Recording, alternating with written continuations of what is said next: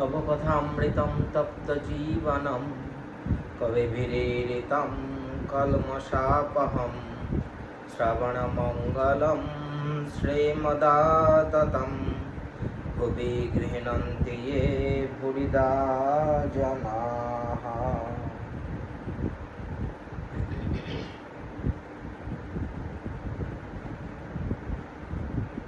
তোমার কথামৃত তাপদগ্ধ জনগণের জীবনস্বরূপ মুনিগণ কর্তৃক কীর্তিত পাপসমূহের বিনাশক, শ্রবণ মাত্রই মঙ্গলপ্রদ ও সকল সম্পদের আকর। ইহা যিনি বিস্তৃত রূপে কীর্তন করেন, জগতে তিনিই সর্বশ্রেষ্ঠ দাতা।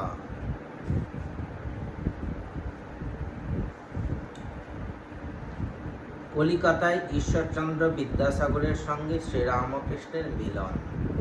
প্রথম পরিচ্ছেদ। বিদ্যাসাগরের বাটি।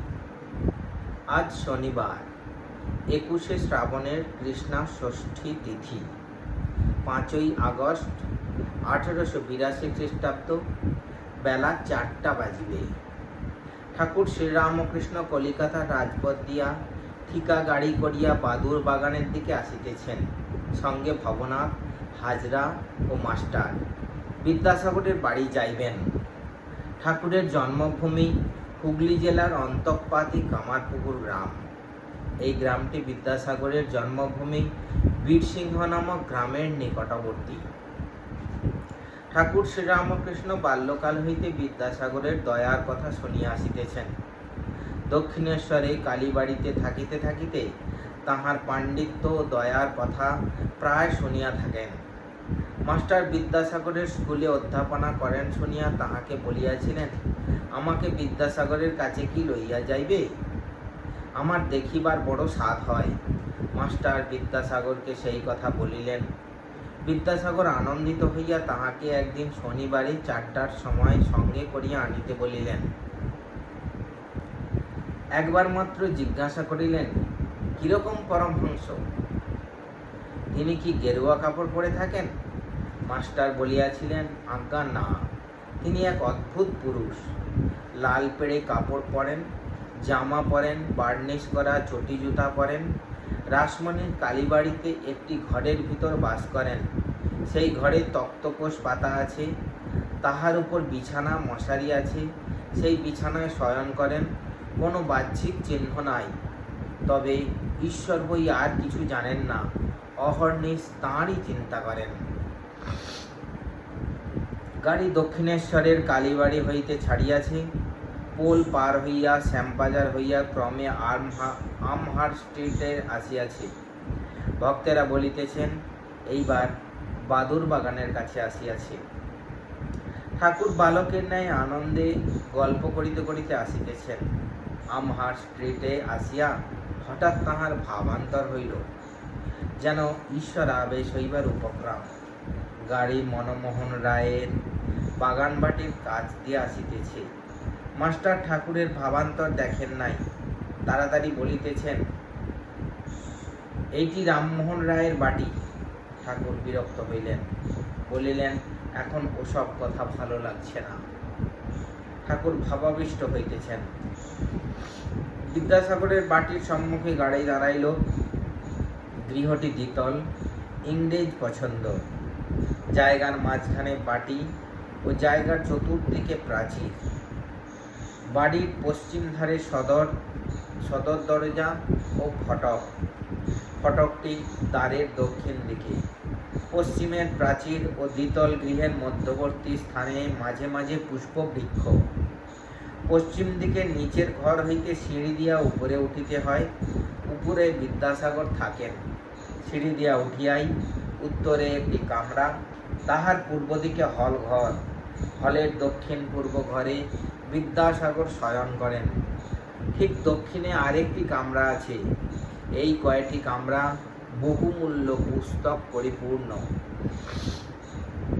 দেওয়ালের কাছে সারি সারি অনেকগুলি পুস্তকাধারে অতি সুন্দর রূপে বাঁধানো বইগুলি সাজানো আছে। হল ঘরের পূর্ব সীমান্তে টেবিল ও চেয়ার আছে। বিদ্যাসাগর যখন বসিয়া কাজ করেন, তখন সেইখানে তিনি পশ্চিমাশ্র হইয়া বসেন। যাহারা দেখাশোনা করিতে আসেন তাহারাও টেবিলের চতুর্দিকে চেয়ারে উপবিষ্ট হন।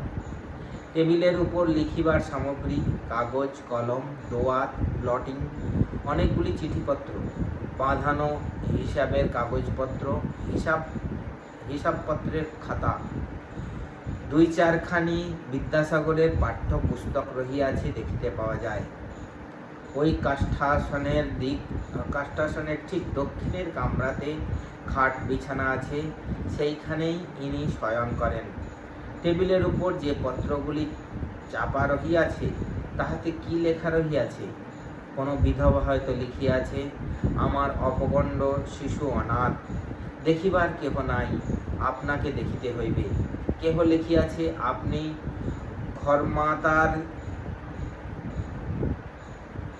আপনি খরমাতার চলিয়া গিয়াছিলেন, তাই আমরা মোসাহারা ঠিক সময়ে পাই নাই, বড় কষ্ট হইতেছে।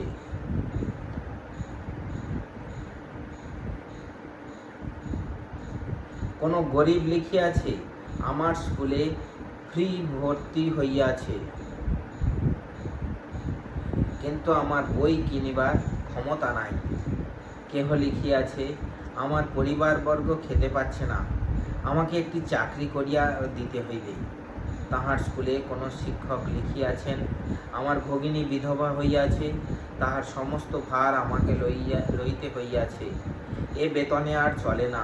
হয়তো কেহ বিলাত হইতে লিখিয়াছেন, আমি এখানে বিপদগ্রস্ত, আপনি দিনের বন্ধু, কিছু টাকা পাঠাইয়া আসন্ন বিপদ হইতে আমাকে রক্ষা করুন।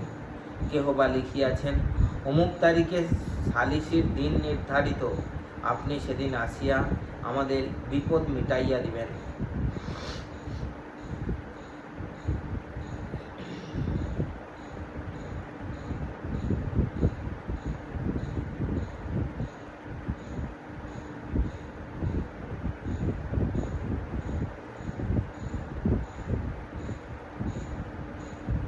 ঠাকুর গাড়ি হইতে অবতরণ করিলেন। মাস্টার পথ দেখাইয়া বাটির মধ্যে লইয়া যাইতেছেন। উঠানে ফুল গাছ, তাহার মধ্য দিয়ে আসিতে আসিতে ঠাকুর বালকের ন্যায় বোতামে হাত দিয়া মাস্টারকে জিজ্ঞাসা করিতেছেন, জামার বোতাম খোলা রয়েছে, এতে কিছু দোষ হবে না? গায়ে একটি লং ক্লথের জামা, পরনে লাল পেড়ে কাপড়, তাহার আঁচলটি কাঁধে ফেলা, পায়ে বার্নিশ করা চটি জুতা। মাস্টার বলিলেন, আপনি ওর জন্য ভাববেন না, আপনার কিছুতে দোষ হবে না, আপনার বোতাম দেবার দরকার নাই। বালককে বুঝাইলে যেমন নিশ্চিন্ত হয়, ঠাকুরও তেমনি নিশ্চিন্ত হইলেন। তৃতীয় পরিচ্ছেদ। বিদ্যাসাগর সিঁড়ি দিয়ে উঠিয়া একেবারে প্রথম কামরাটিতে, অর্থাৎ উঠিবার পরে ঠিক উত্তরের কামরাটিতে ঠাকুর ভক্ত সঙ্গে প্রবেশ করিতেছেন। বিদ্যাসাগর কামরায় উত্তর পার্শ্বে দক্ষিণাস্য হইয়া বসিয়া আছেন। সম্মুখে একটি 4 কোণা লম্বা পালিশ করা টেবিল, টেবিলের পূর্বধারে একখানি পেছন দিকে হেলান দেওয়া বেঞ্চ, টেবিলের দক্ষিণ পার্শ্বে ও পশ্চিম পার্শ্বে কয়েকখানি চেয়ার। বিদ্যাসাগর 2-1টি বন্ধুর সহিত কথা কহিতেছিলেন। ঠাকুর প্রবেশ করিলে পর বিদ্যাসাগর দণ্ডায়মান হইয়া অভ্যর্থনা করিলেন। ঠাকুর পশ্চিমাস্য টেবিলের পূর্ব পার্শ্বে দাঁড়াইয়া আছেন, বাম হস্ত টেবিলের উপর, পশ্চাতে বেঞ্চখানি। বিদ্যাসাগরকে পূর্ব পরিচিতের ন্যায় এক দৃষ্টে দেখিতেছেন ও ভাবে হাসিতেছেন।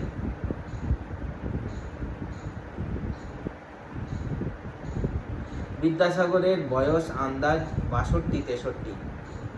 ঠাকুর শ্রীরামকৃষ্ণ অপেক্ষা 16-17 বৎসর বড় হইবেন। পরনে থান কাপড়, পায়ে চটি জুতা, গায়ে একটি হাত কাটা ফ্লানেলের জামা, মাথার চতুষ্পার্শ্ব উড়িষ্যাবাসীদের মতো কামানো। কথা কহিবার সময় দাঁতগুলি উজ্জ্বল দেখিতে পাওয়া যায়, দাঁতগুলি সমস্ত বাঁধানো। মাথাটি খুব বড়, উন্নত ললাট ও একটু খর্বাকৃতি, ব্রাহ্মণ, তাই গলায় উপবিত। বিদ্যাসাগরের অনেক গুণ। প্রথম, বিদ্যানুরাগ। একদিন মাস্টারের কাছে এই বলতে বলতে সত্য সত্য কেঁদেছিলেন। আমার খুব ইচ্ছা ছিল যে পড়াশোনা করি, কিন্তু কই তা হলো। সংসারে পড়ে কিছুই সময় পেলাম না। দ্বিতীয়, দয়া সর্বজীবে। বিদ্যাসাগর দয়ার সাগর। বাছুরেরা মায়ের দুধ পায় না দেখিয়া নিজে কয়েক বৎসর ধরিয়া দুধ খাওয়া বন্ধ করিয়াছিলেন। শেষে শরীর অতিশয় অসুস্থ হওয়াতে অনেক দিন পরে আবার ধরিয়াছিলেন। গাড়িতে চড়িতেন না, ঘোড়া নিজের কষ্ট বলিতে পারে না। একদিন দেখিলেন একটি মুটে কলেরা রোগে আক্রান্ত হইয়া রাস্তায় পড়িয়া আছে। কাছে ঝাঁকাটা পড়িয়া আছে দেখিয়া নিজে কোলে করিয়া তাহাকে বাড়িতে আনিলেন ও সেবা করিতে লাগিলেন। তৃতীয়, স্বাধীনতা প্রিয়তা।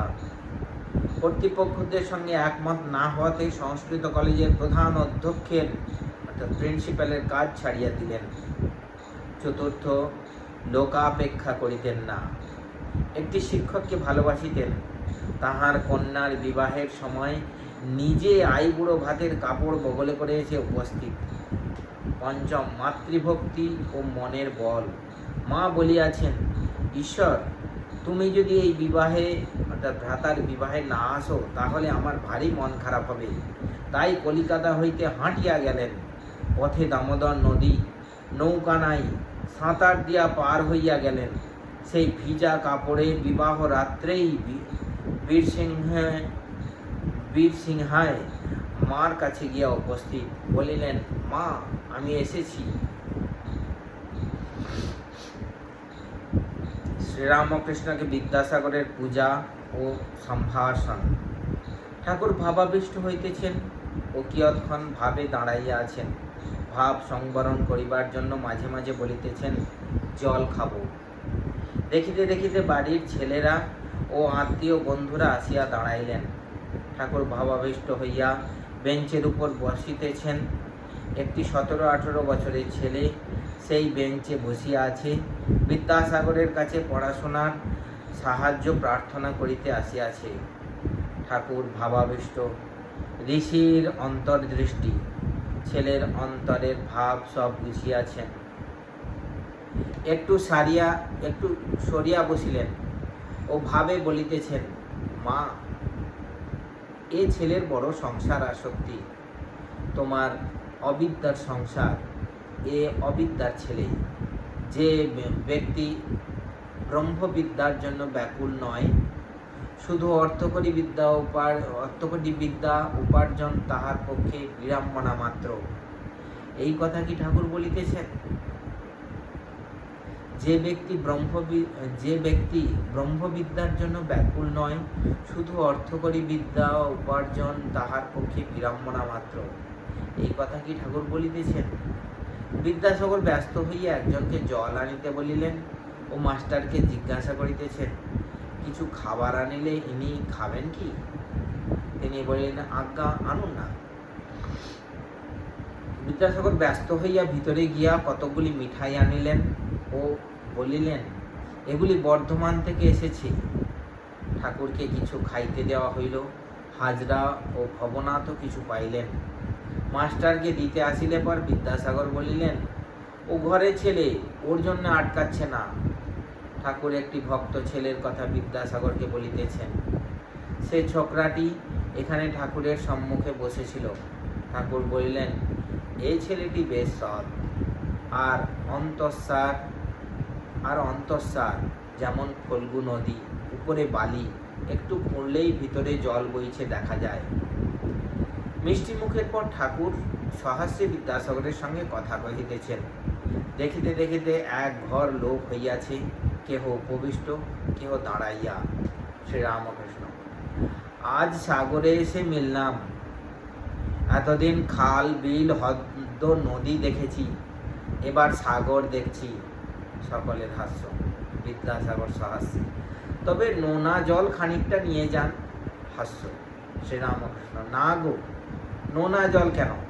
তুমি তো অবিদ্যার সাগর নও, তুমি যে বিদ্যার সাগর। সকলের হাস্য। তুমি ক্ষীর সমুদ্র। সকলের হাস্য।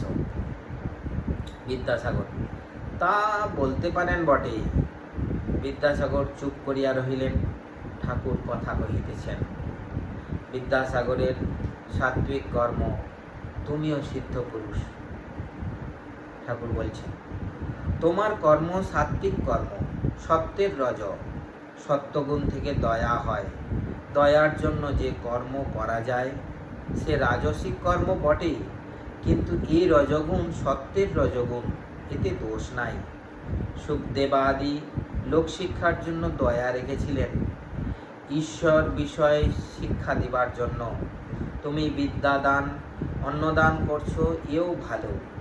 নিষ্কাম করতে পারলেই এতে ভগবান লাভ হয়। কেউ করে নামের জন্য, পুণ্যের জন্য, তাদের কর্ম নিষ্কাম নয়। আর সিদ্ধ তো তুমি আছোই। বিদ্যাসাগর, মহাশয় কেমন করে?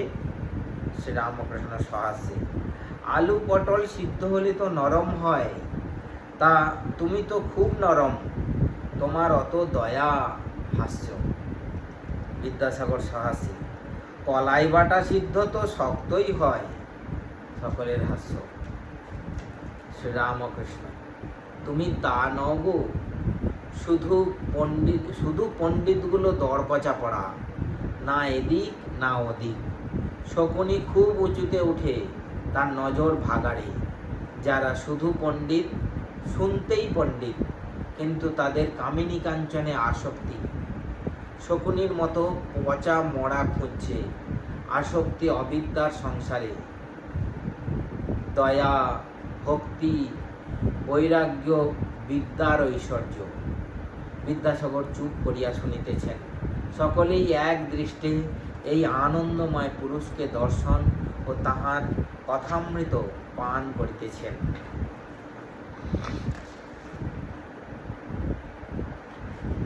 এই পর্যন্ত থাক। ওম শান্তি শান্তি শান্তি। হরি ওম তৎসৎ। শ্রীরামকৃষ্ণার্পণমস্তু।